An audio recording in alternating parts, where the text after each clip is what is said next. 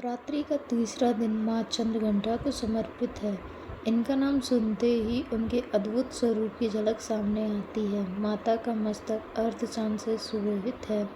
उनकी घंटी जैसी ध्वनि से दुष्ट शक्तियाँ भयभीत होकर भाग जाती हैं। आइए जानते हैं माँ चंद्रघंटा की पावन कथा, स्वरूप और महत्व।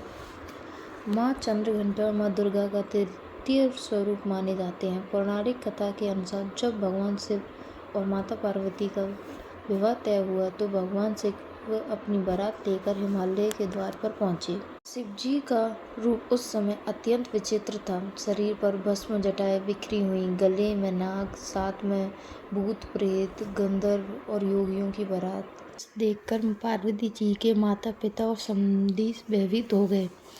स्थिति देखकर माँ पार्वती ने चंद्रघंटा रूप धारण किया। इस स्वरूप में उन्होंने अपने मस्तक पर अर्धचांद धारण किया और सिंह पर सवार होकर प्रकट हुई। उनका रूप सौम्य भी था, उग्र भी। उन्होंने अपने सौम्य स्वरूप से शिव जी को शांत किया और अपने उग्र स्वरूप से सभी दुष्ट शक्तियों को परास्त कर दिया। माँ के सिर पर जो अर्धचांद है वही उनके नाम का कारण है, चंद्रघंटा। उनकी घंटी की गूंज मात्र से ही दानव और असुर भयभीत होकर भाग खड़े होते हैं। माँ चंद्रघंटा का रूप अत्यंत अद्भुत है। वे सिंह पर सवार रहती है। उनके 10 हाथ हैं जिसमें कमंडल, तलवार, त्रिशूल, गदा, धनुष, तीर और अन्य दिव्य अस्त्र शस्त्र सुशोभित रहते हैं।